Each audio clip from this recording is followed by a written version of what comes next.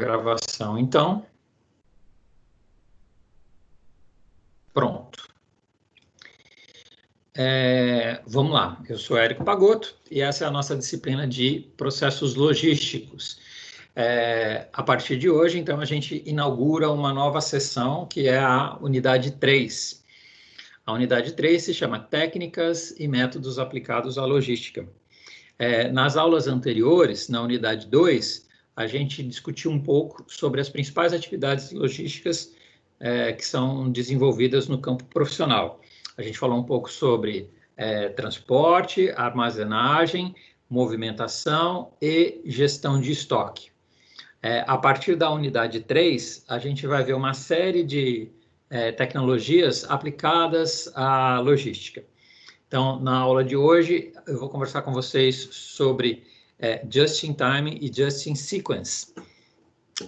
São as duas tecnologias que são muito parecidas e a gente vai discutir as aplicações, os métodos e as técnicas.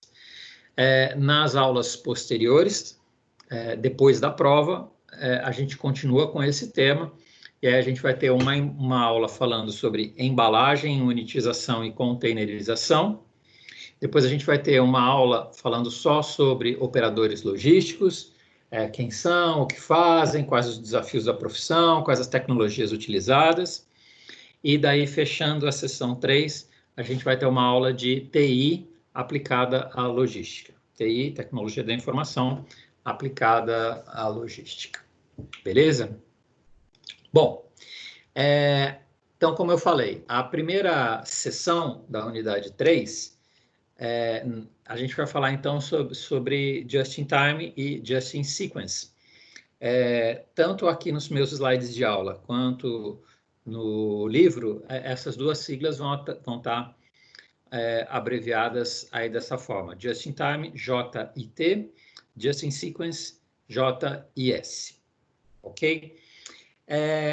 Só para abrir a aula, eu posso dizer para vocês que Just-in-Time é uma política de produção e gestão de estoques, né? É uma estratégia que as empresas adotam, voltada para melhorar a eficiência em todas as etapas do processo de gestão e abastecimento de suprimentos.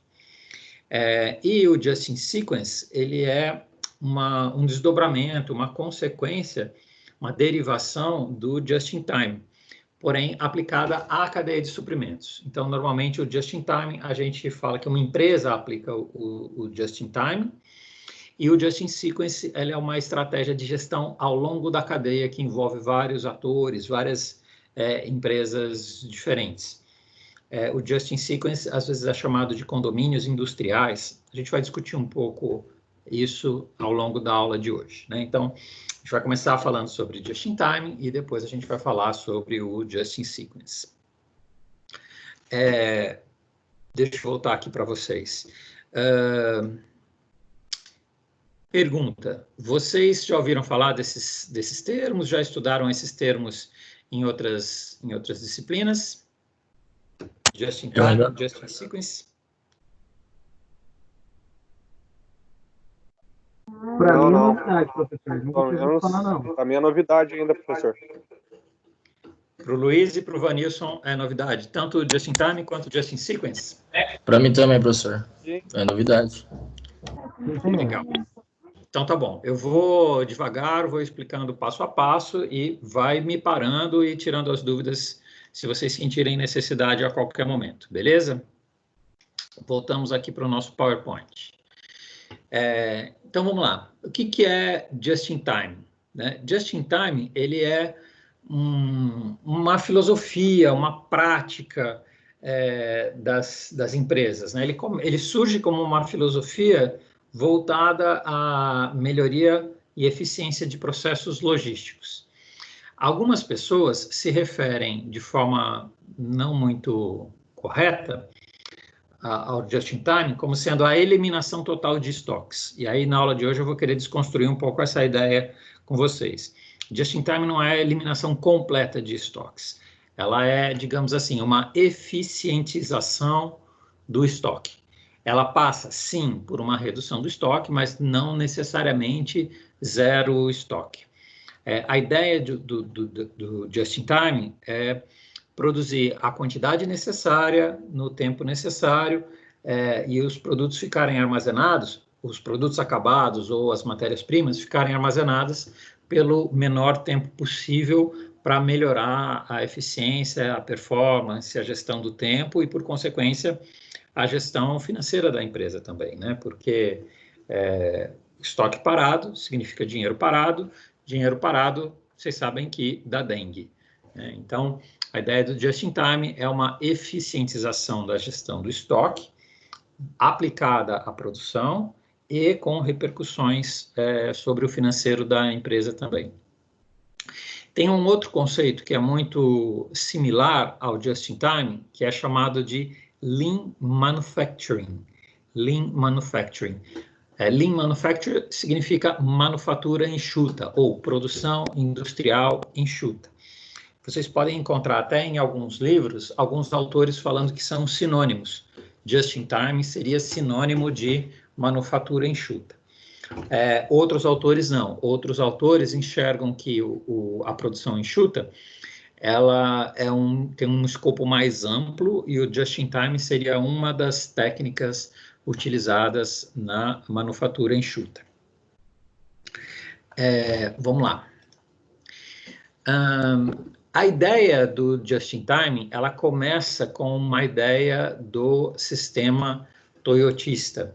O que é o sistema toyotista? Como o próprio nome sugere, é um sistema que foi criado inicialmente pela Toyota, a fábrica de carros, mas logo ele foi incorporado por várias outras empresas, principalmente no Japão, depois da Segunda Guerra Mundial. Então, muitos livros trazem que o auge do toyotismo foi a década de 1970, e é verdade, porém, a coisa não começou nos anos 70. A coisa começou depois do segundo pós-guerra. A Segunda Guerra Mundial, talvez vocês se lembrem, ela acabou em 1945.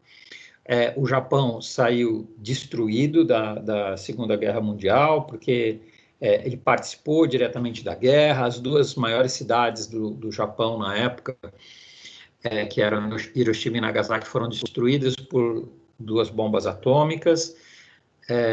O Japão gastou muito dinheiro na Segunda Guerra, então a indústria, toda a economia japonesa saiu da Segunda Guerra Mundial numa grande crise, numa grande recessão econômica, e apesar disso, o Japão foi um dos primeiros países a se recuperar da Segunda Guerra, ao contrário dos países da Europa que também foram prejudicados, né, na Segunda Guerra, mas o Japão não contou com empréstimos dos Estados Unidos no segundo pós-guerra.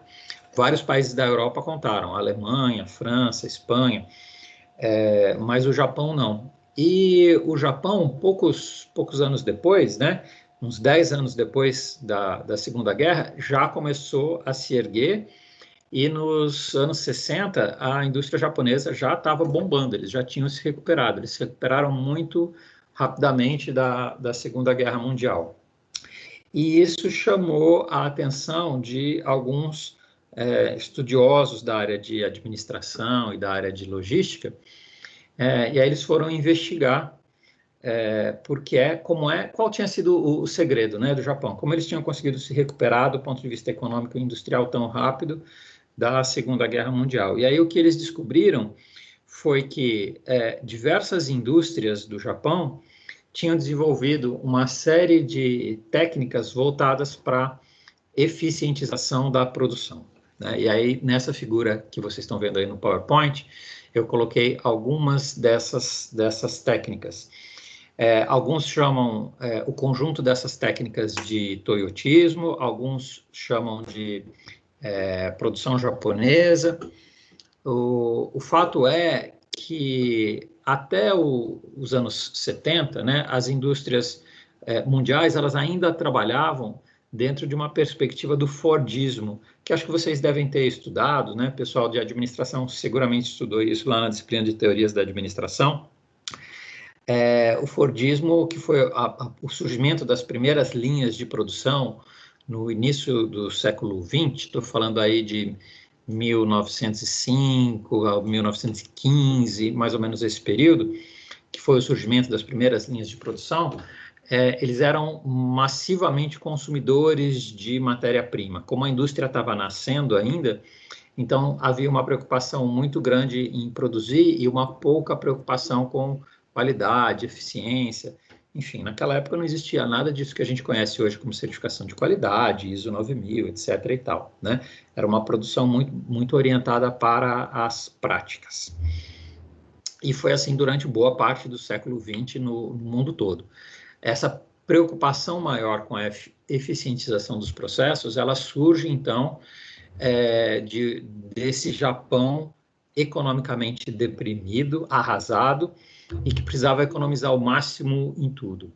E o Japão também tinha uma característica que é o seguinte, o Japão ele tem um pensamento mais coletivista do que, por exemplo, os Estados Unidos ou mesmo a Europa no mesmo período.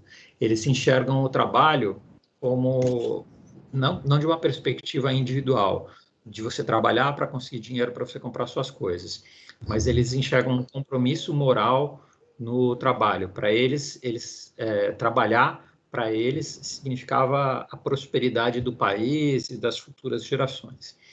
E aí esse comprometimento deles com a coletividade fez com que eles rapidamente aderissem a essas novas técnicas que foram surgindo, né, do toyotismo, e elas fossem amplamente disseminadas e aplicadas em boa parte das indústrias japonesas.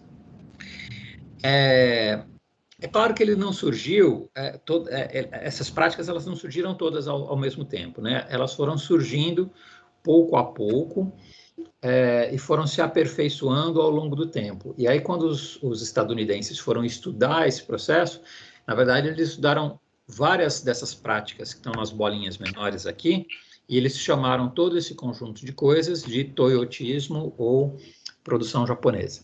Então, alguns exemplos dessas práticas, vocês talvez já tenham estudado em outras disciplinas, algumas a gente vai falar na aula de hoje,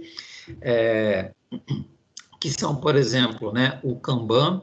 Kanban a gente vai falar um pouco na aula de hoje. O Kanban é uma tecnologia voltada para o ordenamento, para o sequenciamento da produção. O Kaizen, que é uma filosofia de produção voltada para a qualidade total, produzir com a menor quantidade de desperdícios possível e com a melhor qualidade possível. A ideia do diagrama de Ishikawa, que é uma tecnologia voltada para o mapeamento de erros de um determinado processo. Então, se um determinado erro acontece numa linha de produção, como que eu faço para rastrear a origem desse erro? Então, tem a técnica do diagrama de Ishikawa, que é bastante útil. O 5S, que vocês já devem ter ouvido falar, é bastante popular aqui no Brasil, né? Tornou-se bastante popular aqui no Brasil. De forma muito resumida, eu posso dizer que o 5S visa criar uma cultura empresarial de responsabilização e de comprometimento das pessoas, tanto com a qualidade do trabalho, como também com a qualidade dos produtos a serem entregues. O ciclo PDCA, que é o ciclo chamado de melhorias contínuas, né? PDCA significa Plan, Do, Check e Act. Significa planejamento, execução, controle e ações corretivas. E, por fim, o Just in Time, que é o tópico que eu quero desenvolver aqui com vocês na aula de hoje, certo? Então, o conjunto dessas tecnologias foi chamado de toyotismo ou de produção japonesa. Por isso que eu comentei com vocês no slide anterior que alguns autores consideram o just-in-time como uma das técnicas da produção enxuta. Esse toyotismo ele também pode ser chamado de produção enxuta, ok? Então, são três nomes possíveis. Isso, 3 nomes possíveis: toyotismo, produção enxuta ou produção japonesa. Ok? Bom, e o que é o just in time? Bom, just in time em inglês significa bem na hora ou na hora exata. E o que isso representa na prática? Na prática, o just-in-time está muito relacionado a uma coisa que a gente estudou na aula passada, que foi produção puxada. Vocês se lembram na aula passada, quando... Volta a imagem aqui para mim, sai do PowerPoint, volta aqui para mim. Vocês se lembram quando a gente falou na aula passada sobre produção puxada e empurrada? Quem sabe me dizer a diferença da produção puxada e empurrada? A produção puxada... Boa noite, que é o Adson. Oi, Produção puxada é quando você tem um produto que você solicita ele, na verdade, antes dele estar pronto. Ou seja, né, eu quero ter aqui, por exemplo, solicitação de papel higiênico. Então tá, daí eles vão lá, compram, aí enviam para você. Já é diferente, por exemplo, a empurrada quando você tem, por exemplo, um chocolate, um barra de chocolate, algum produto que você precisa vender ele logo, senão ele vai passar uma validade ou um tempo. Então, precisa fazer a venda dele um pouco mais rápido do que do puxado. Isso, exatamente. Ué, É isso aí. Pode considerar, então, a puxada produzida através de pedidos e a empurrada em previsões. Fabrica e manda para o fornecedor ou para a loja, alguma coisa assim, né? Exato, Júlio, é isso mesmo. Na aula passada eu acho que eu dei o exemplo de 2 exemplos de comida para vocês, né, que fica bem fácil. A produção puxada é assim, o consumidor puxa a produção. Então, por exemplo, quando eu peço uma pizza, eu ligo lá e eu peço o sabor que eu quero e depois que eu peço, que eles vão fazer a pizza. Isso é uma produção puxada, ok? Produção empurrada significa buffet de self-service. As pessoas fazem as comidas e colocam lá no buffet e esperam os clientes chegarem, ok? É como se você estivesse empurrando aquela comida para o cliente. Aí você chega lá, mas tem bife de fígado, não foi isso que eu queria, não era isso que eu queria. Ok, mas tem outras opções, você pede outras opções. Eles botaram bife de fígado lá, isso é uma produção empurrada, ok? Então, volta lá nos slides. Dá para a gente resumir o conceito de produção puxada na seguinte frase: produzir conforme a demanda. Produção puxada primeiro vende e depois fabrica, né? Então, a ideia do just-in-time é muito essa de você fazer o produto conforme a quantidade que você espera vender, fazer o produto de acordo com os pedidos. E aí vem aquela história que eu estava falando para vocês, né? Just-in-time não significa estoque zero.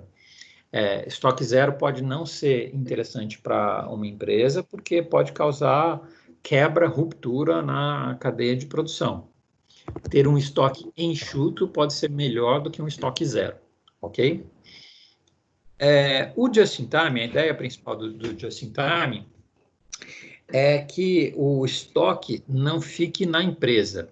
Então, por exemplo, uma indústria de carros vai fabricar carros. Ela combina com a fornecedora de pneus de só entregar os pneus no momento em que vai ser feita a montagem das rodas. Porque senão, se ela recebe um dia antes, 2 dias antes, ela precisa arrumar um lugar para botar aquela quantidade de pneus. Vamos supor que ela vai fabricar, sei lá, 100 carros, ela precisa ter um lugar para botar 500 pneus. Se ela trabalha no just-in-time, ela marca 1 hora para o caminhão de pneus chegar, 1 dia e 1 hora para o caminhão de pneus chegar, e esse dia e essa hora é o dia e a hora exata em que os pneus serão usados na produção. Então, o caminhão descarrega os pneus e os pneus já vão direto lá para a linha de montagem para ser montadas as rodas. E aí, isto é bom para a empresa que fabrica carro, porque ela não precisa ter um depósito para receber todos aqueles pneus, certo? Professor, só para poder entender, então, o que você acabou de dizer, o just-in-time, então, ele faz a entrega do pedido conforme a solicitação do cliente, é isso? Exato, com dia e hora marcada, é isso. Perfeito, tá. Dia e hora marcada, essa é a principal ideia, a principal filosofia. Quando uma empresa opta por fazer isso, né, como nesse exemplo dos pneus que eu estou falando para vocês, Na verdade, a fábrica de carros, né, a montadora de carros, ela está trabalhando com zero estoques de pneus. Mas pensem comigo, quando ela encomenda os pneus lá para a fábrica de pneus, a fábrica de pneus ela precisa saber que ela vai ter que fabricar 500 pneus, né? E ela vai ter que produzir esses 500 pneus e vai ter que entregar esses pneus na data e hora combinada. Provavelmente, esse fornecedor de pneus, ele não está trabalhando com estoque zero, né? Então, o que é just in time para a fábrica de carros pode não ser estoque zero para o fornecedor de pneus, porque ele já precisa ter a sua matéria-prima lá para produzir, para entregar naquela data. O que eu estou querendo dizer com isso? Eu estou querendo dizer que a fábrica de carros, ela transfere para o fornecedor, no caso para o fornecedor de pneus, a responsabilidade de gerenciar o estoque de pneus. Estou falando de pneus, mas poderia ser qualquer coisa, poderia ser vidro, poderia ser equipamentos eletrônicos, poderia ser qualquer coisa, tá? Estou dando exemplo do pneu só para ilustrar isso que eu estou falando. Então, entende isso que eu falei? Que ela transfere para a fábrica, para o seu fornecedor, a responsabilidade por gerenciar as peças daquele estoque. E como ela faz isso com todos os fornecedores de todas as peças, é por isso que ela não é mais uma fábrica de carros, ela é muito mais uma montadora de carros, porque ela terceiriza para os seus fornecedores a produção de cada item que compõe o carro, né? E marca com eles o momento certo de eles entregarem cada um daqueles itens. Então, as antigas fábricas de carro, hoje em dia, se transformaram muito mais em montadoras. O que era uma fábrica de carro, na verdade, se transformou numa grande empresa de logística que fica gerenciando fornecedores de dezenas, centenas, às vezes milhares de peças, certo?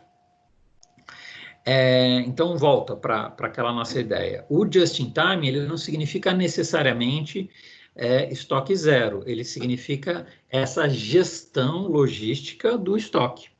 Significa esse grande trabalho de agendar a quantidade a ser produzida e os tempos de recebimento de cada item para você ter condições de montar um produto complexo.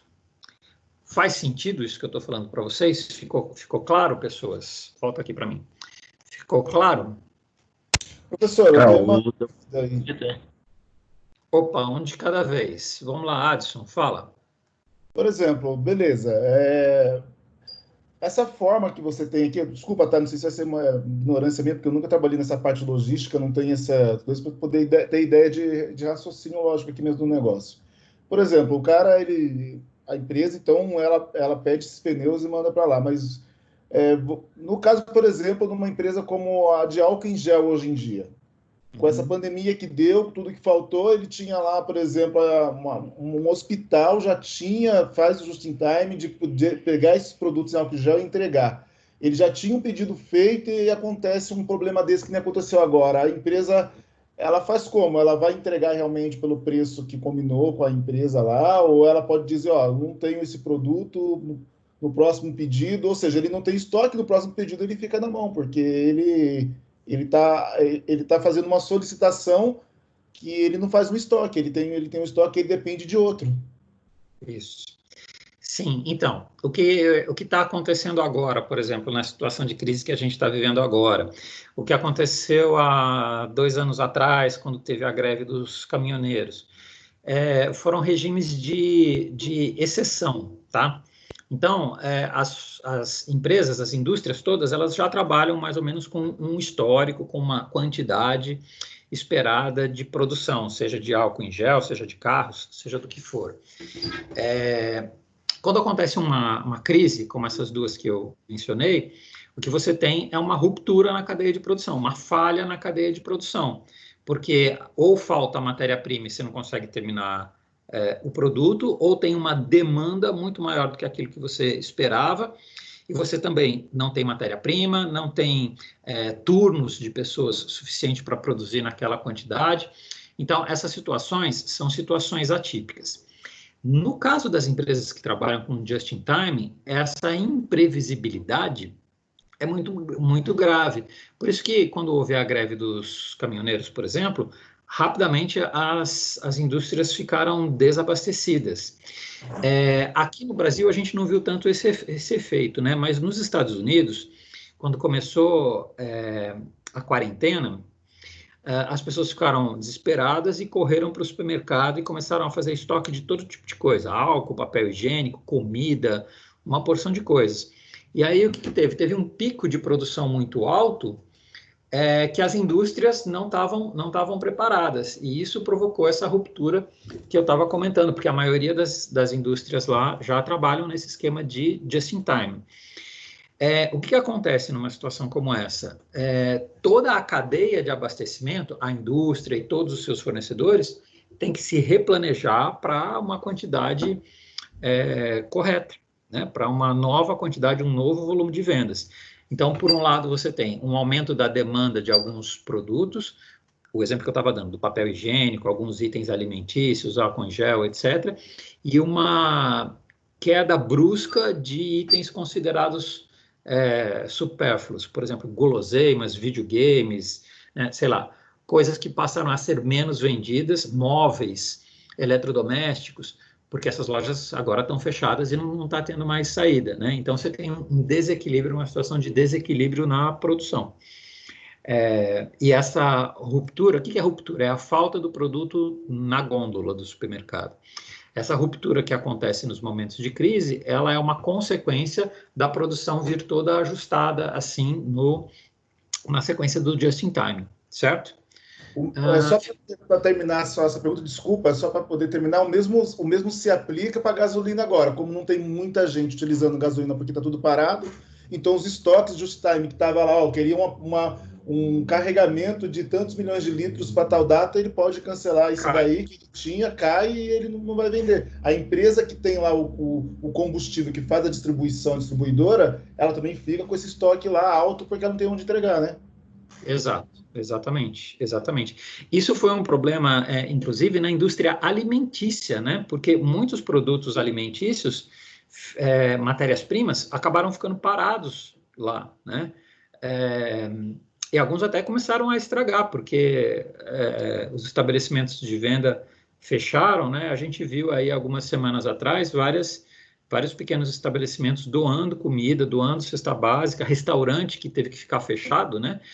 Tudo bem, eles trabalham fazendo entrega de marmitex, né? Mas eles tiveram uma queda absurda na venda. Muitos desses bares e restaurantes que ficaram fechados tiveram comida estragando no seu estoque. E olha que a maioria trabalha com estoque mínimo, né? Mas mesmo assim, a demanda caiu tanto para esses caras que eles acabaram perdendo ou doando os estoques para dar vazão, né? Beleza? Beleza, Hélio, boa noite. Oi, quem está falando? Vinícius? É o Vinícius. Deixa eu tirar uma curiosidade. Beleza, deixa eu tirar uma curiosidade com você. Assim, vendo nessa situação que a gente está hoje, digamos, de que vai ser necessária aí uma maior gestão, digamos assim, de estoque, assim que passar, e até agora mesmo, enquanto existe a crise, né? Qual que é a sua visão para a profissão de supply chain agora e depois? Eu acho que nunca foi tão necessário como antes, né? Se lá na greve dos caminhoneiros a gente ficou, sei lá, umas 2 semanas parado, não me lembro bem, e já foi aquele caos, imagina agora que a gente vai ficar meses.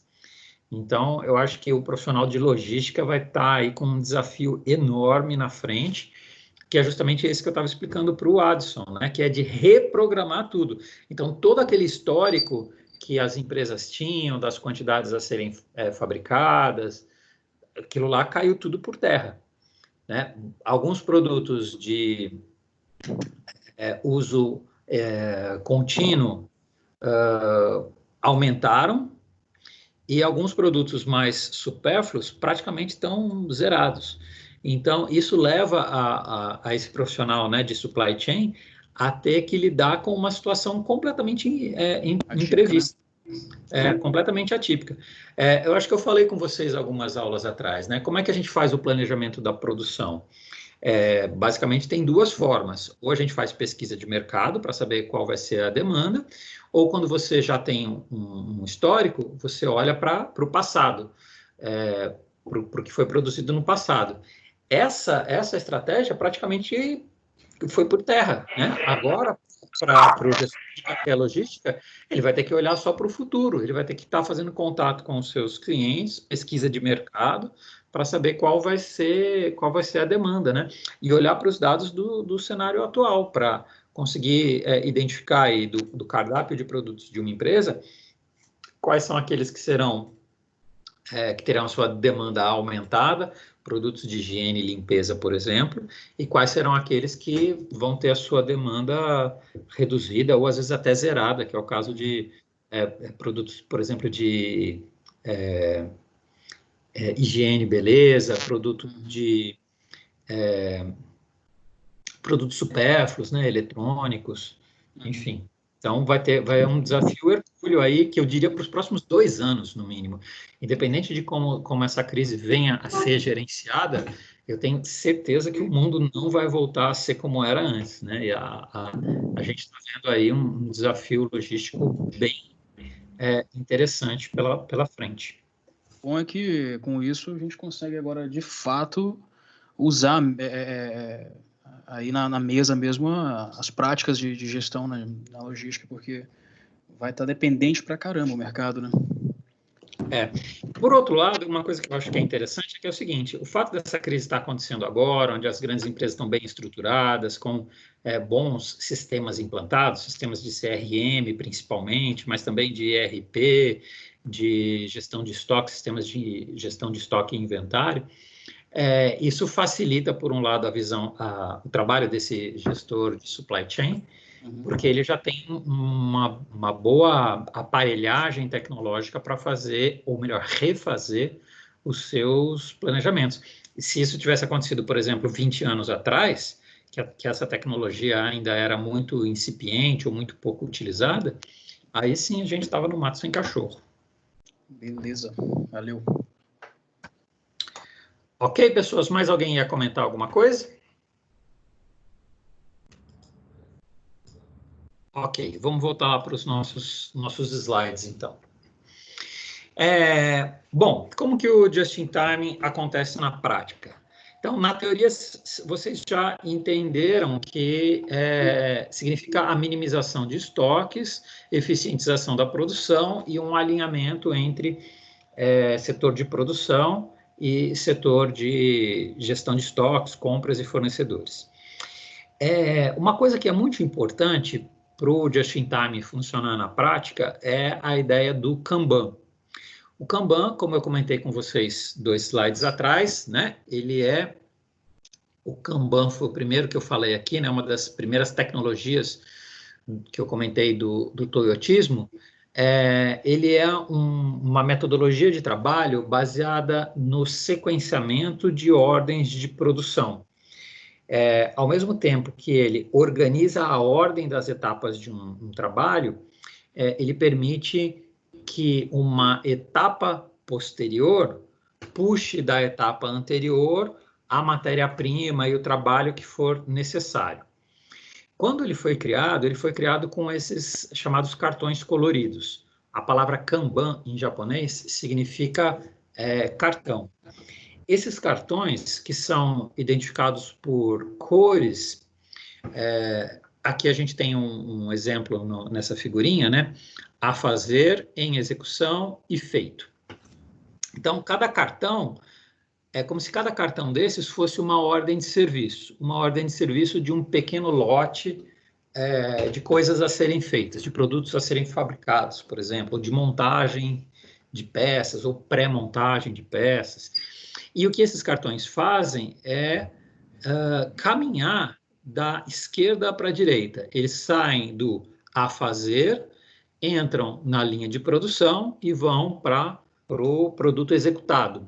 Então, é como se cada cartão representasse um lote, e à medida que esse cartão vai caminhando para a direita, esse lote vai sendo executado. Então, na prática, o que esses cartões fazem é determinar o tempo e a sequência de trabalho para que se produza na quantidade certa e na hora certa que precisa ser produzido.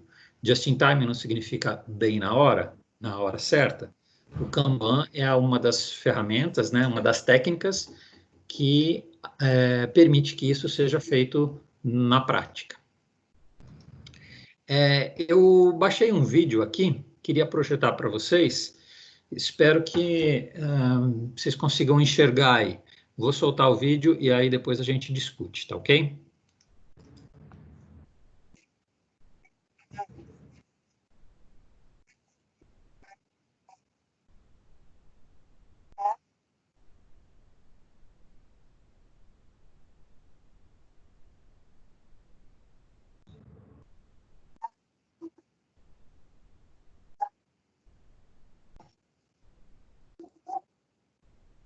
Professor, não está saindo o áudio. Oi? Não, Não tá saindo tem áudio? Não. Opa. Na verdade está saindo, mas é porque tá lento, né, o áudio aí, ó. A passagem para a internet não tá legal não, do áudio. Tá picotando. Tá picotando. Deixa eu ver se a gente consegue fazer de uma outra forma, então. Vamos tentar passar direto do YouTube. Deixa eu acessar aqui, então. Acho que vai ficar melhor a qualidade. Obrigado por avisar, pessoal.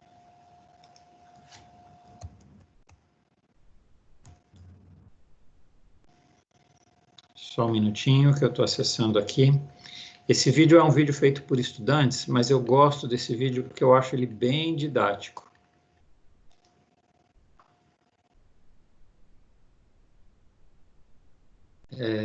Vamos lá, então. Compartilhando aqui. Vocês estão vendo a tela aí do YouTube? Sim. Sim. Então, vamos lá.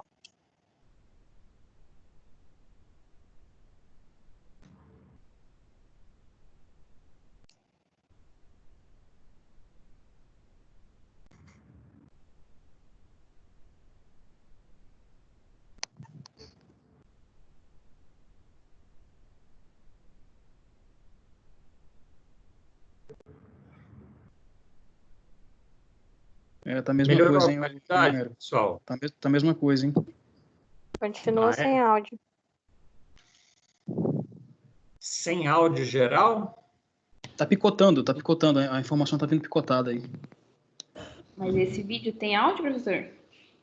Tem áudio sim. Para mim tá geral, não tá nem picotando, nem tem áudio para mim. Então, vou fazer o seguinte, ao invés de passar o vídeo para vocês, eu vou colocar o link nos slides, e aí eu vou pedir para vocês acessarem o vídeo da casa de vocês, pode ser? Mas esse vídeo é bem legal, eu recomendo fortemente que vocês assistam, tá?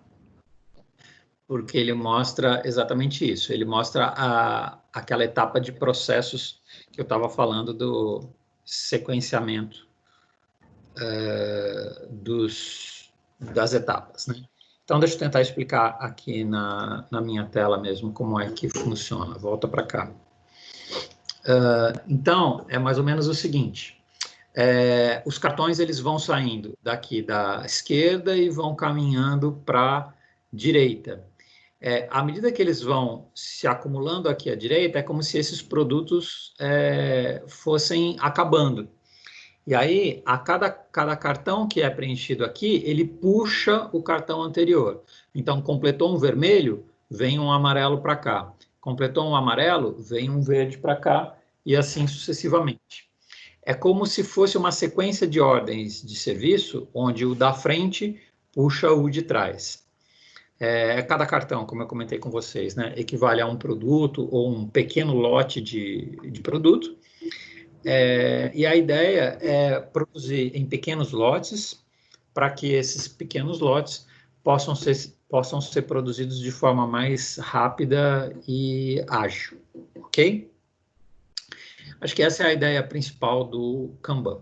Nesse filme, que depois eu vou mandar o link para vocês, as alunas dão um exemplo de como seria a montagem de um produto em 4 etapas. Elas montam uma espécie de árvore de Lego, onde cada uma monta uma parte da árvore. Uma monta o pé, a outra monta o tronco, a outra monta a copa, e a última faz a embalagem.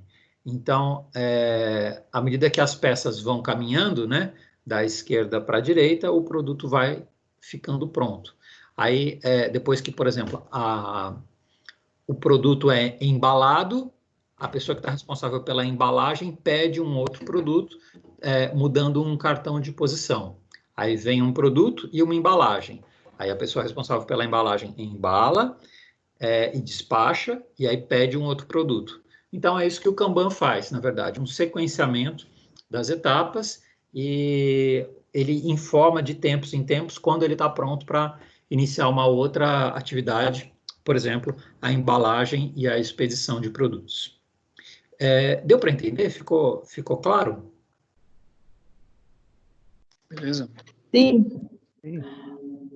Maravilha. Professor, na aula passada, eu falei que eu fiz um trabalho na outra faculdade que eu estava estudando sobre o Kanban.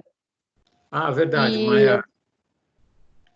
Aí o da gente foi até legal, assim, que a professora implementou até 2 técnicas. O Kanban foi a ideia nossa do grupo, nós colocamos ele, mas a gente apresentou ele como o Canva, né? Ele funcionando junto com o Canva. Nossa, ficou muito legal, porque era tipo um processo para inserir no estoque ordenação mesmo, sabe? Porque a empresa estava tendo perca de estoque. Nossa, foi muito legal. Essa ferramenta é muito legal.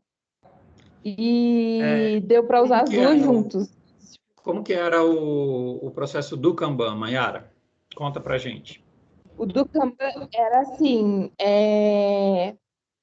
na verdade, nós íamos usar, saber o que tinha no estoque, né? O que tinha no estoque ia ser uma das, digamos, das corzinhas aí da lanterna, da árvore, né, que o senhor mostrou. O que tinha no estoque, o que era pedido e o que tinha também de material de obra-prima, né? O primeiro que ia ser feito. Aí, conforme ia acabando as matérias-primas, aí iam para a parte do estoque que iam para a venda. É mais ou menos isso, eu não consigo explicar, que eu tô meio nervosa. Mas mas é isso mesmo. Assim, cada cor era equivalente ao que tinha no estoque, ao que era usado como matéria-prima, ao qual era a saída. A gente usava a cor para fazer essa movimentação dentro do estoque. Isso. Normalmente as cores que se usam, pessoas, são as cores do semáforo, tá? Verde, amarelo e vermelho. Então, vermelho significa significa estado de atenção ou pede produto. Amarelo significa que vai passar para a próxima etapa. E o verde significa tem o produto para trabalhar, tem matéria-prima para trabalhar. Ok? E aí, conforme esses cartões vão mudando de posição, significa que a pessoa vai estar ocupada, trabalhando, ou está livre para executar novos processos. Então, a grande vantagem é que o Kanban, ele determina os tempos e os prazos de cada atividade. E com isso você pode acelerar uma linha de produção ou reduzir a velocidade da linha de produção. Quando você tem um volume muito grande, você está atrasado com as suas metas, você consegue acelerar a velocidade dos cartões. Quando você precisar reduzir, que nem no exemplo do combustível, que alguém comentou agora há pouco, você pode desacelerar a velocidade dos cartões. Desculpa, quem tinha me chamado? Eu aqui, Vinícius. O legal do Kanban também é que dá para usar ele não somente para fabricações, né, ou serviços. Porque, por exemplo, lá na empresa onde eu estou, a gente está efetuando o Kanban na parte de passagem de conhecimento, por exemplo. Então, assim, o SAP, por exemplo, ele vai entrar numa empresa, ele tem lá as suas frentes, né? O SAP, e aí a empresa, como é que eu posso dizer, ela compra o serviço dos consultores, né? Então, assim, vamos dizer que na empresa ainda não tem uma frente SAP MM. Beleza, assim que tiver essa frente SAP MM, precisa ter a passagem de conhecimento, né, dos processos. Então, o Kanban ele também faz todo esse trabalho de etapas de passagem de conhecimento, sabe? Então, é uma ferramenta que também é muito bem usada no setor administrativo, de TI, e dá certo, né? Porque é uma forma de controle, digamos assim, para dar o aval de, ó, todo mundo está de fato por dentro do novo processo aí. Legal, ótimo exemplo. A gente pode usar o Kanban até na casa da gente, galera. Não sei se vocês já viram, pessoa que toma medicamento diariamente, tem uns potinhos assim que tem o nome dos dias da semana, segunda, terça, quarta, quinta. Vocês já viram isso? Que é para ela não esquecer qual é o dia que ela tomou. Já viram isso? Sabe o que eu estou falando? Já. Imagina se você pegar aqueles copinhos e pintar cada um de uma cor, verde, amarelo e vermelho. E aí você vai tomando, segunda, terça, quarta, tá no verde. Aí quinta, sexta, tá no amarelo. Sábado e domingo tá no vermelho. O que isso quer dizer? Quer dizer que está chegando na hora de você comprar mais medicamento ou reabastecer a sua caixinha de medicamentos. Então, isso é um exemplo bem simples, né, de aplicação de Kanban, certo? Vamos lá. De volta ao PowerPoint. No caso das empresas do setor industrial, aqueles cartões do Kanban, eles não são simplesmente papéis em branco, né, ou papéis coloridos. Eles são ordens de serviço. Essas ordens de serviço, elas podem conter uma série de informações que a gente julgue pertinente. Coloquei aqui para vocês 2 exemplos de cartões Kanban.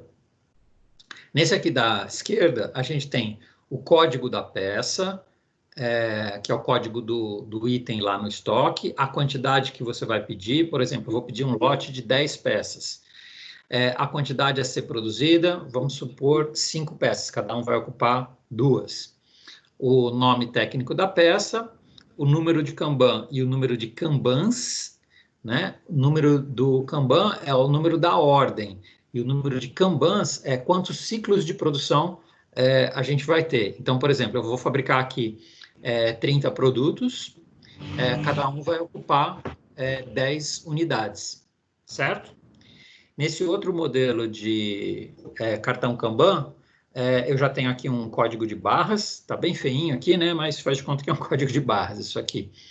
O número do item, o nome da peça, a capacidade, que é o número de peças a serem produzidas, o local no estoque, de onde ele vem para onde ele vai, né? E o número da ordem de serviço. Então, são 2 exemplos de cartões Kanban que podem ser utilizados.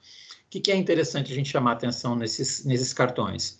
Tudo tem que estar indexado, então todos os itens para montar um determinado equipamento, ele precisa ter um nome e um número, que é o código, ou então um código de barras, né, que você possa fazer a leitura e o sistema possa entender que ele está saindo do estoque e entrando na produção, para que daí isso ajude na manutenção do estoque online, e o prazo, né? O prazo de execução de cada uma das atividades, ok? Essa metodologia de uso dos cartões, né? Então, como eu falei para vocês, surgiu lá nos anos 60, 70, foi bastante utilizada, e aí vocês poderiam falar assim, professor, mas hoje a gente está em 2020, né? Será que o pessoal ainda usa os cartões? Então, sim, tem muita gente que ainda usa a tecnologia dos cartões. Tem muitas empresas, inclusive empresas grandes, que trabalham com os cartões. Mas também tem muitas empresas que já adaptaram a metodologia do Kanban para o que a gente chama de Kanban eletrônico. Ou seja, é um software que faz o gerenciamento do fluxo de materiais ao longo da linha de produção. O que é interessante no cartão de papel, e por isso que a ideia do Kanban surgiu, e por isso que ela foi tão incorporada pelas empresas, é que ela é bem visual. Você bate o olho numa tela como essa daqui e você já sabe onde é que está o momento de produção, né? Então, essa peça aqui está nesse momento, essa outra peça aqui está nesse outro momento. Quando a gente muda do papel para o eletrônico, muitas empresas podem optar por utilizar painéis eletrônicos. Eu vi um vídeo o ano passado, onde a própria Toyota utiliza painéis eletrônicos. Então, ela eliminou o papel, mas ela não eliminou o painel eletrônico, porque é justamente a vantagem de você bater o olho e já enxergar onde que está cada peça, onde que está cada lote, em que etapa que está cada lote, né? Essa coisa do semáforo, essa coisa visual do semáforo, que orienta a produção, né? Ou então, se você está trabalhando numa empresa muito grande, que não tem painel para todo mundo, ou você não acha útil, isso pode ser feito através de e-mails ou de mensagens eletrônicas. Tem uns aplicativos, o Vinícius estava falando do SAP, tem mensagens, né, que o próprio sistema manda por dentro, dando o ok para seguir para a próxima etapa. Enfim, tem várias ferramentas eletrônicas que ajudam a gente a fazer esse monitoramento da sequência e dos tempos de produção. E aí, só para a gente não perder, né? Eu estou falando dessa história do Kanban justamente porque a gente tem que trabalhar com o Just-in-Time. E o Just-in-Time nada mais é do que você organizar cada uma das etapas de trabalho, etapa 1, etapa 2, etapa 3, dentro de um cronograma de trabalho, às vezes definido em horas, né? Então, tem a hora certa do processo começar e a hora certa do processo acabar, porque se não acontecer dentro daquela janela temporal, daqui a pouco está encostando lá no portão da fábrica o caminhão que está entregando pneus, né? E aí você não vai ter onde botar aqueles pneus. Os pneus precisam descer do caminhão e ir direto para a linha de produção. Então, esse controle das etapas de trabalho e dos tempos de alocação de cada uma dessas etapas é extremamente importante para que o Just-in-Time funcione. Beleza, pessoas? Ficou claro até aqui? Alguma dúvida?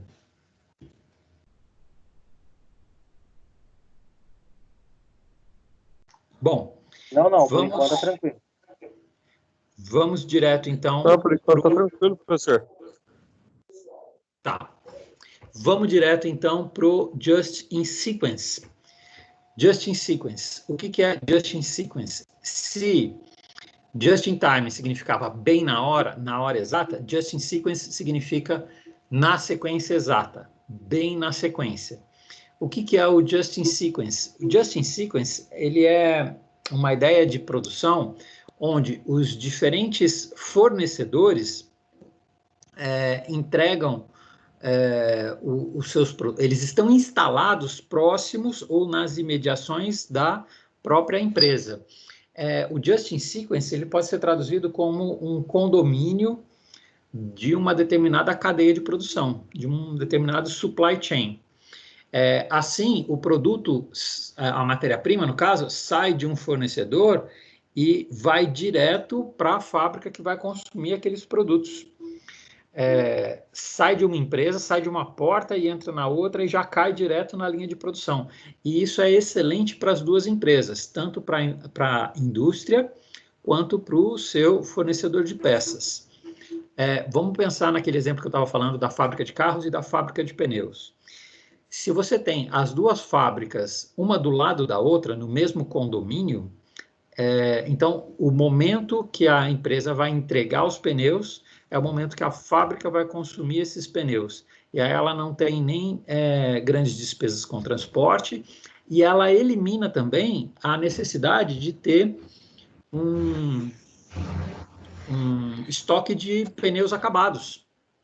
Porque vocês concordam comigo que para a fábrica de pneus, para ela despachar um lote de pneus, ela precisa consolidar um lote? Ela precisa, vamos supor que ela vai despachar lá 500 pneus. Então, ela vai mandar 5 caminhões com 100 pneus em cada um. Ela precisa fechar 5 lotes de 100 pneus. Se ela está do lado da fábrica, ela já vai despachando direto. À medida que os pneus vão ficando prontos, ela já vai despachando direto como se fosse uma linha de produção, como se fosse uma esteira de produção. Só que, em vez de ser uma esteira de produção, é uma cadeia de produção, né, onde você tem o fornecedor de matérias-primas mandando direto para a fábrica no momento exato em que aquele produto, aquele item vai ser consumido na linha de produção, certo? Então, isso é uma grande vantagem, tanto para o fornecedor quanto para a empresa. Fiz aqui duas listas que falam das vantagens do Just in Sequence, tanto para o fornecedor quanto para o fabricante.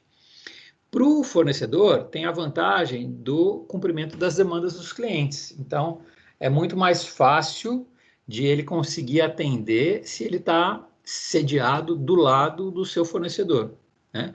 O risco de ter uma falha no transporte, por exemplo, é mínimo, zero, praticamente. É muito mais fácil de ele organizar a produção. Então, eles sincronizam as atividades, fornecedor e fabricante sincronizam as suas atividades, quase como se eles fossem uma coisa só, como se eles fossem uma empresa só, embora sejam duas empresas, ou às vezes mais, né? Mais empresas. O fornecedor, ele praticamente elimina a necessidade de ficar fazendo o inventário de produtos acabados. Ele passa a fazer inventário só de matéria-prima. Isso se o fornecedor do fornecedor também não estiver no mesmo condomínio, né? Porque aí fica mais fácil ainda. Ele reduz o inventário porque o produto já sai da linha de produção, já é contabilizado e não vai para o estoque, ele vai para o local onde ele vai ser consumido. E aí, com isso, ele elimina a necessidade por espaço também. Para o fabricante, também tem muitas vantagens, porque permite que ele gerencie melhor diversos fornecedores. Então, é quase como se fosse esse fabricante só gerenciando pedidos dos fornecedores que estão em volta dele no mesmo condomínio. Reduz a complexidade de montagem, né? Porque aí você vai puxando os produtos do fornecedor na hora exata em que ele vai sendo montado. E, claro, reduz a necessidade por espaço, porque não precisa mais armazenar a matéria-prima. Aí, neste caso, o estoque pode ser, de fato, zero, porque o estoque, na verdade, está terceirizado para o fornecedor no momento em que, just in time, em que o fornecedor está fabricando aquele item da matéria-prima. Certo? Coloquei aqui um exemplo para vocês da fábrica da Unilever. A Unilever, acho que vocês sabem, é uma fábrica de alimentos e de produtos de higiene e beleza. Essa foto aqui à direita é uma foto da fábrica da Unilever lá em Vinhedo, em São Paulo. Vinhedo é uma cidade ao lado de Campinas, né? No distrito industrial. É um distrito industrial ali entre Campinas e Vinhedo. Lá nessa fábrica, a gente tem aqui nesse prédio maior, né? A fábrica do shampoo, e do lado a gente tem o fornecedor de embalagens do shampoo. Então, a embalagem, que é produzida por uma fábrica de plásticos, já entra direto na fábrica da Unilever para receber o shampoo. A Unilever fabrica o líquido, a fábrica de plásticos fabrica a embalagem, elas estão uma do lado da outra e elas conseguem sincronizar a produção para eliminar os estoques das duas empresas, né? Bem interessante isso. Ok? Ô, Érico. Oi. Você falou das vantagens. Tem alguma desvantagem, no caso, ter uma terceirizada ali fornecendo produto para a empresa? Sim, então, tem uma desvantagem que é o seguinte, isso cria uma certa amarra, entre aspas, entre aquele fornecedor e aquele cliente, né? Então, por exemplo, nesse caso da Unilever, a parceria que eles têm, ela é tão forte, eles trabalham tão juntos, que a Unilever fica amarrada a esse fornecedor de embalagens. Então, se ela quiser, por algum motivo, trocar de fornecedor, ela vai ter que replanejar a sua linha de produção. Acho que algumas aulas atrás eu dei um exemplo para vocês da Volkswagen, que teve um problema muito sério com o fornecedor de bancos. Lembra desse exemplo de bancos de carros? Porque o fornecedor tinha tido um problema lá com a fábrica de tecidos e não estava conseguindo fabricar os bancos.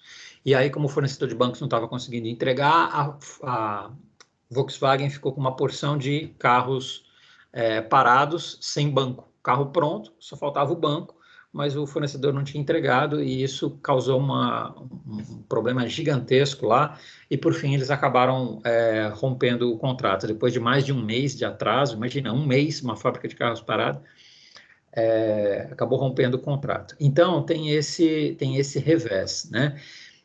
O Just in Sequence, para ele funcionar, as empresas precisam ter um compromisso muito forte de fornecimento.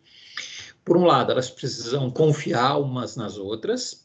Por outro lado, elas precisam fazer contratos de longo prazo. Aí você não faz um contrato só para um lote. Vou comprar um lote de embalagem de shampoo. Você faz um contrato para 1 ano, um contrato para 2 anos, entendeu?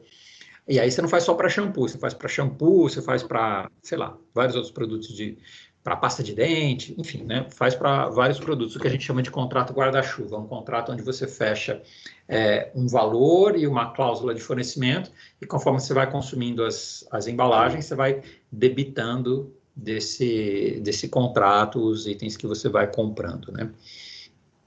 Então, isso é uma forma. Então, elas precisam ter, primeiro, né, uma parceria muito forte, e segundo, um contrato que garanta as condições de fornecimento e que, caso o fornecedor falhe, ele vai incorrer numa multa que vai pagar as despesas da interrupção da linha de produção da fabricante, né?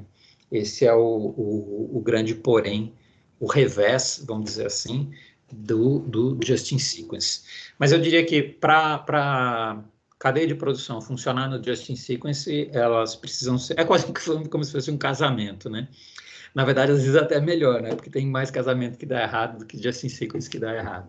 Então, é uma forma de as empresas sincronizarem as suas linhas de produção, ter uma garantia de abastecimento contínuo, de fluxo de produção, e uma expectativa de produção no longo prazo. Portanto, é um contrato estratégico para a empresa.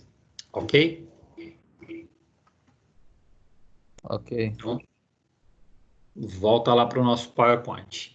E aí, acho que a última coisa que eu queria conversar com vocês do ponto de vista teórico, porque daqui a pouco a gente vai fazer um exercício, a última coisa que eu queria conversar com vocês é sobre o conceito de giro de materiais, LIFO e FIFO. Talvez vocês já tenham ouvido falar sobre esses conceitos também, né? LIFO e FIFO. Eles também têm a ver com Just-in-Time, também têm a ver com Kanban, né? O FIFO, o que é? FIFO é uma sigla, First In, First Out. Primeiro que entra, primeiro que sai. No FIFO, o produto que foi produzido primeiro, ele é o primeiro que vai ser entregue para o cliente, ele é o primeiro que vai ser consumido. Então, na estratégia do FIFO, prioriza-se o atendimento do cliente em função da data da entrada do pedido. O cliente que compra primeiro, recebe primeiro. Botei um gráfico aqui do lado nessa figura para vocês. Então, imagina que você tem aqui a sua sequência de produção, produto 1, produto 2, produto 3. No FIFO, ele é consumido assim, né? Produto 1, produto 2, produto 3, na mesma sequência em que ele foi produzido. Já o LIFO significa Last In, First Out, ou, traduzindo em bom português, o último que entra é o primeiro que sai.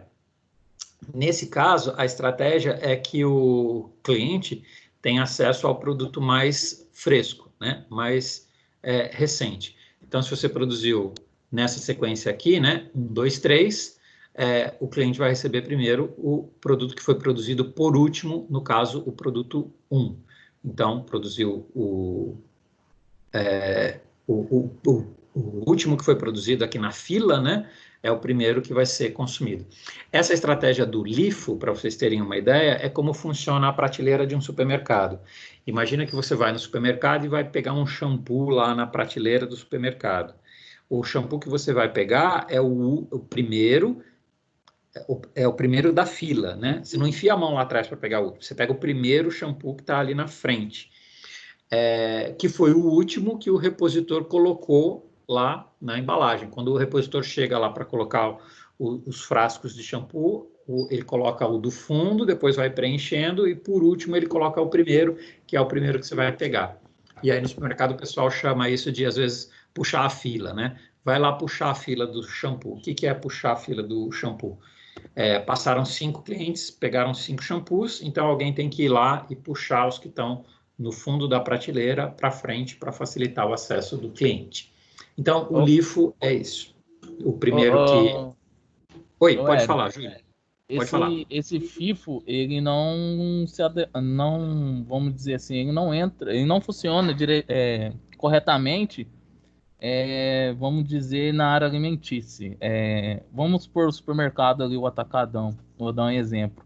Eles recebem mercadoria tanto das empresas direto, a Sadia, vou dar um exemplo, porém recebem mercadorias da matriz deles, né, do CD deles. Geralmente, o que acontece? A matriz, ela faz uma transferência de mercadoria para o Atacadão com a data de validade próxima. Então, assim, ele é o último que entrou, mas é o primeiro que está saindo. Então, é o oposto do sistema. Porque, assim, não tem como você estar trabalhando, no caso, na data de validade e chegar a outra, como chegou por último, né? Vai ter que sair primeiro do que o outro que chegou. Assim, acho que esse FIFO, ele entra muito em indústrias, né? Que não haja uma data de validade. Produtos perecíveis, praticamente é bem complicado. Não sei se eu entendi direito, mas talvez esse exemplo que você deu, ele se encaixe mais no LIFO do que no FIFO, né?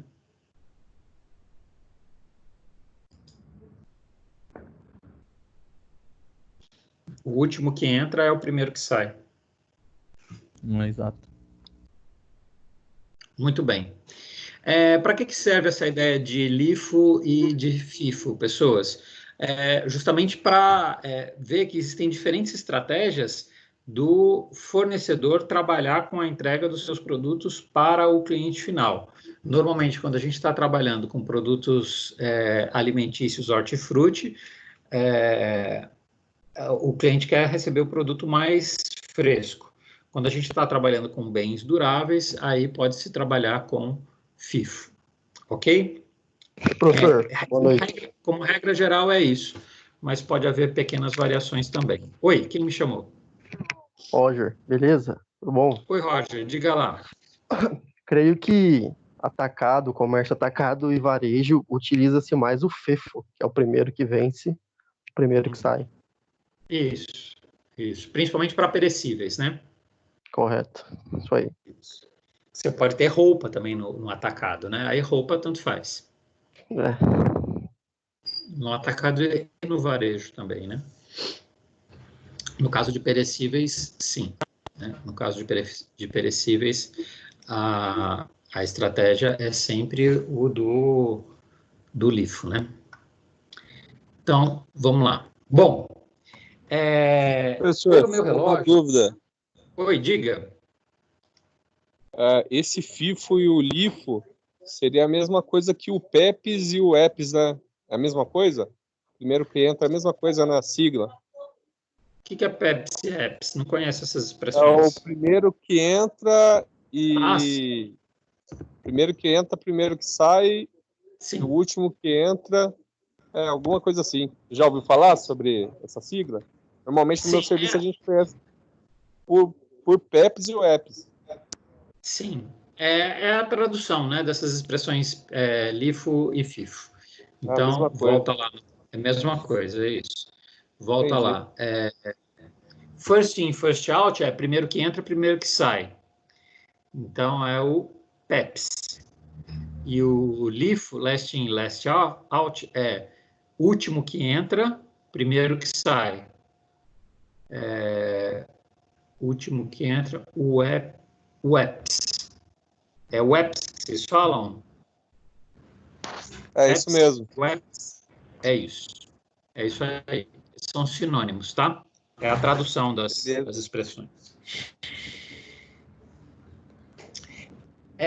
Então, galera, pelo meu relógio, são 8h15. Eu queria só discutir um desafio aqui com vocês, antes da gente encerrar a aula de hoje. E depois desse desafio, eu queria só passar uns avisos gerais, umas orientações gerais para a prova da semana que vem. Vamos direto sem intervalo, pode ser? Pode melhor. Tranquilo. Pode ser. Então, vamos lá. Bom, desafio. Vou ler para vocês. Considere que um restaurante self-service... Opa, escrevi self-service errado aqui. Ô, Érico Pagotto, escreve certo, cara, rapaz. Self-service. Self-service.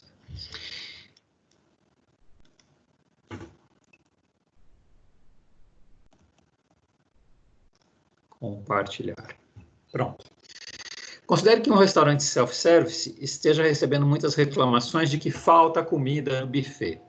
Os garçons informam que a culpa, entre aspas, é da cozinha, e os cozinheiros informam que a culpa, entre aspas, é do setor de compras.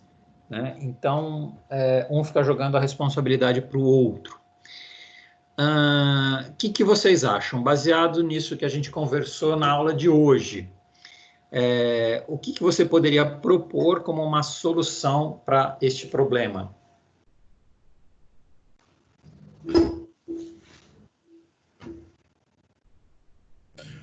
Bom, no caso da cozinha, ela só pode ter culpa se não tiver, na verdade, os alimentos, se tiver os produtos, os insumos para que possam preparar os alimentos.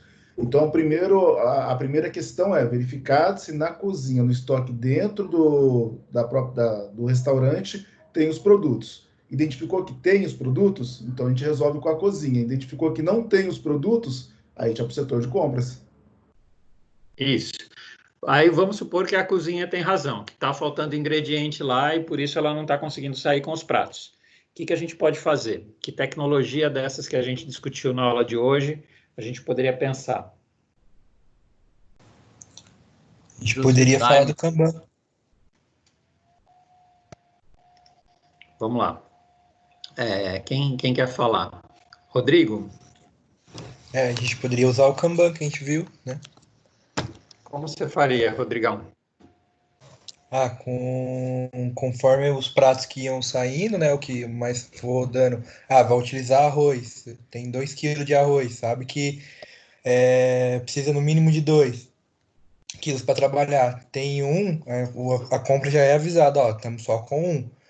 E ter essa lista diária de produtos, ter um controle do que é necessário para o dia seguinte ser trabalhado, os produtos básicos e assim por diante.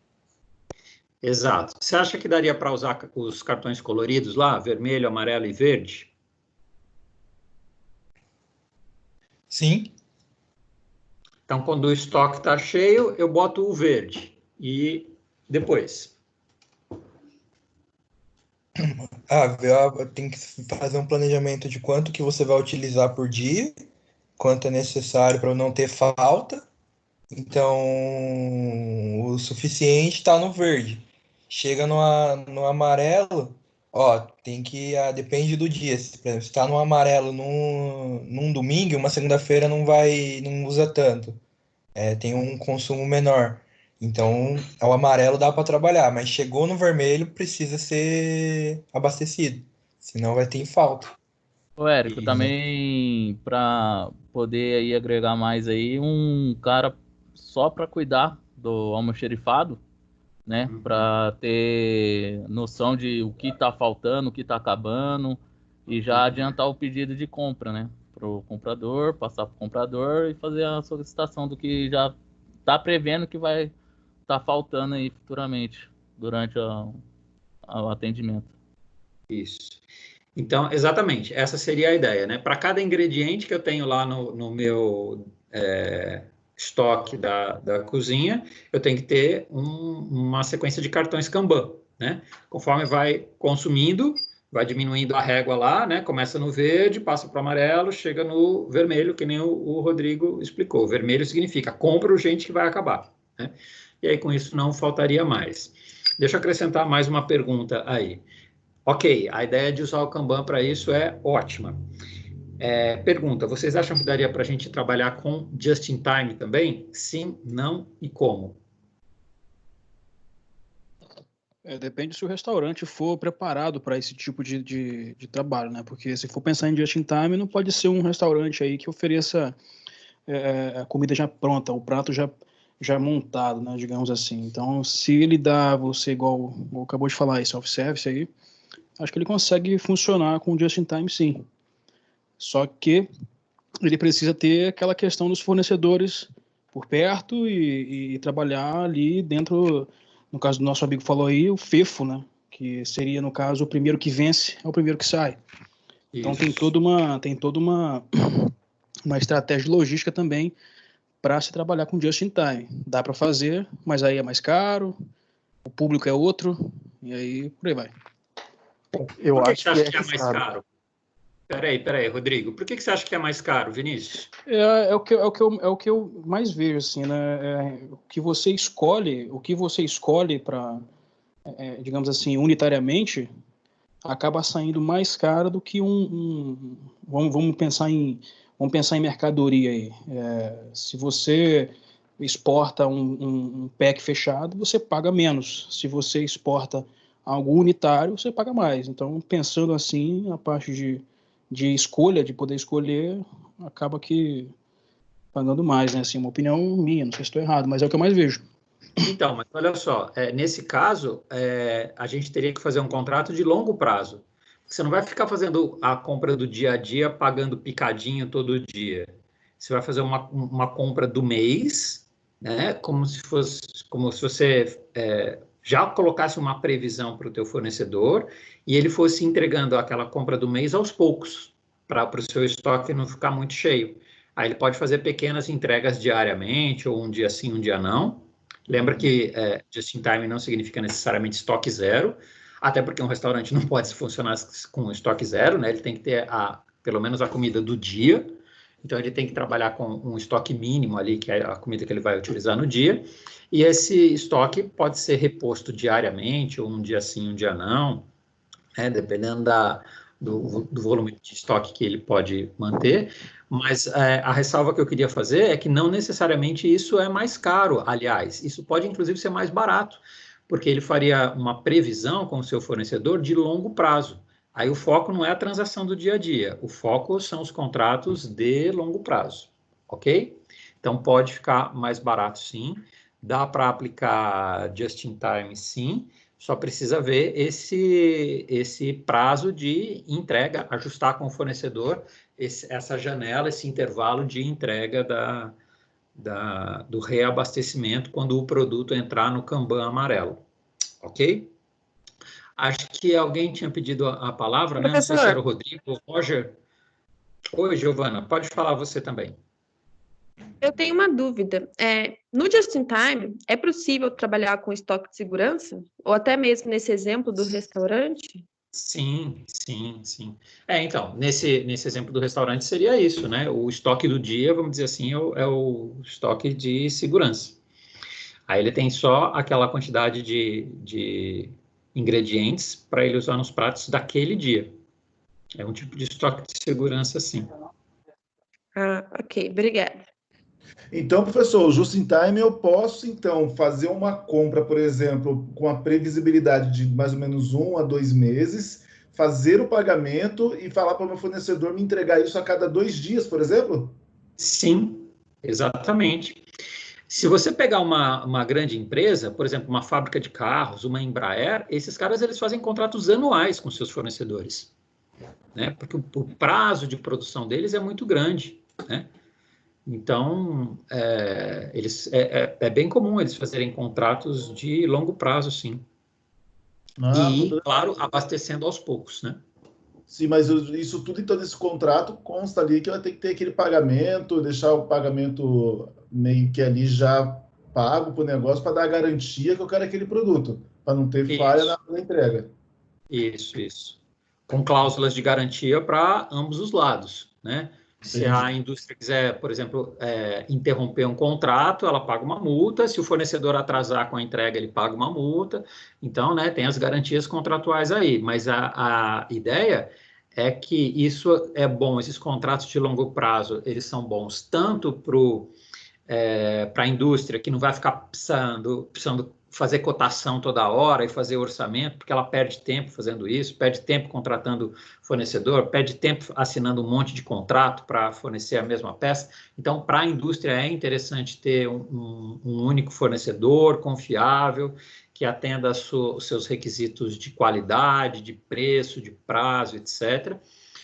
E para o fornecedor é interessante porque ele tem a garantia de uma previsão, de um horizonte de previsão maior. Ele não precisa ficar vivendo só das compras do dia a dia, ele consegue fazer um planejamento anual. Isso é muito comum nas indústrias muito especializadas, né? Indústria de tecnologia, indústria de informática, produtos automobilísticos, indústria aeroespacial, enfim, para várias indústrias que trabalham com um horizonte de planejamento maior. É legal que fortalece as duas pontas, né, no comércio. Exato, exato. Mais alguém ia comentar alguma coisa, galera?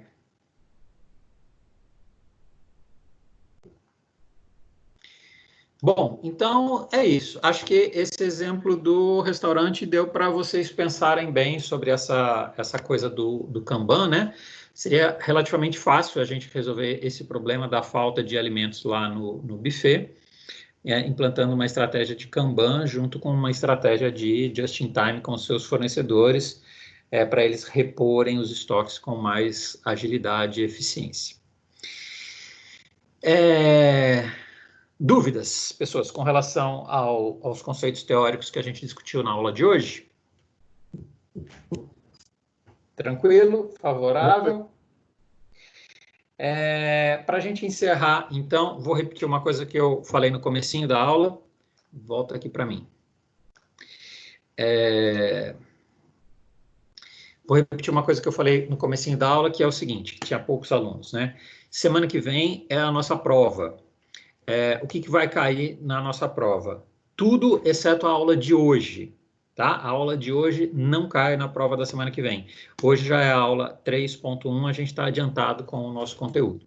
Então, o que vai cair na prova? Unidades 1 e 2. Todas as sessões da unidade 1 e 2.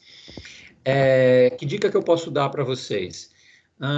Deem uma olhada nos exercícios do livro, né, naqueles testes que tem no final de cada capítulo. Pode ser que eu tire algumas questões de lá. Deem uma olhada no material de aula, nos vídeos que a gente assistiu. Eu vou procurar trazer coisas que a gente discutiu aqui nos nossos encontros, né? Não vou ficar fazendo pegadinha na prova, não gosto disso. Vou trazer só conteúdos que a gente efetivamente discutiu aqui junto com vocês. Eu procuro trazer para a gente discutir em sala de aula só aquilo que eu realmente acho importante e útil para a vida prática de vocês no futuro. E é isso. Aí, então, na semana que vem, se vocês tiverem qualquer dúvida em relação à disciplina, podem me mandar e-mail até a quarta-feira. Até a quarta-feira eu respondo e-mail de vocês. Na quinta-feira, a partir de quinta-feira, que é o dia da nossa prova, aí eu já não responderei mais e-mails. A prova de vocês vai ser aberta, então, às 19 horas da quinta-feira. Anotem aí. Vai ficar lá na unidade 1, sessão 1, pós-aula. Então, vai abrir às 19 horas. A partir das 19 horas, vocês já podem acessar e a prova vai estar disponível lá. Responde as perguntas, envia e ok. Depois da abertura da prova, vocês têm 24 horas para fazerem as postagens. Então, se vocês quiserem consultar qualquer material aí de apoio, pode aproveitar para consultar. Quero que vocês façam uma boa prova, quero que todo mundo tire 10 nessa prova, caprichem, pessoas, e contem comigo se vocês precisarem. Tá bom? Muito obrigado, professor. Pessoal, bons estudos aí para vocês. Boa semana. Posso tirar uma dúvida? Opa, manda. Muito obrigada, boa noite, professor. Uma vez que nós acessarmos o link da prova e abrir ela para iniciar, não pode, tem que finalizar e entregar. Não pode parar no meio do caminho, correto? Eu acho que não, Thiago. Eu nunca usei esse sistema, para falar a verdade, mas eu acho que não. Eu acho que uma vez que você abriu, você tem que ir até o final. Tá ok, então. Obrigado. Mas ela Já vai ficar 24 horas aberta. O que eu entendi que a professora passou pra gente, a professora Aline, é assim, você pode abrir, só que ela vai permanecer 24 horas aberta. Mesmo assim, se você não clicar para enviar, não tem problema, acho que reabrir ela, pelo que eu entendi. Se não clicar em enviar, em finalizar lá, não tem problema em fechar e abrir depois mais tarde, acho que não tem problema. Beleza. Tá, ok, Talvez então, seja obrigado. isso. Prestem atenção nisso, então. Eu nunca usei esse sistema de prova, é a primeira vez que eu estou usando. Eu não vou nem me arriscar a falar besteira aqui para vocês, para não falar coisa errada. Tá bom, pessoas? Fiquem com as anotações aí, com o livro de vocês, peguem os meus slides. Qualquer dúvida, me mandem e-mail. Meu e-mail é aquele lá de sempre, que eu sempre coloco em todos os slides, né? ericopagoto@yahoo.com. Não tem o BR no final. Cuidem de vocês, cuidem das pessoas que vocês gostam, procurem manter a quarentena. Estamos numa fase dura, mas estamos juntos, ok? Vamos salvar o semestre, todo mundo junto. Força aí, galera, bons estudos. Até semana que vem. Tchau. Obrigado, um abraço, tchau. Obrigada, professor. Tchau, boa noite. Valeu, professor. Obrigadão. Valeu. Tchau, galera. Tchau, professor. Boa noite. Tchau, tchau, tchau.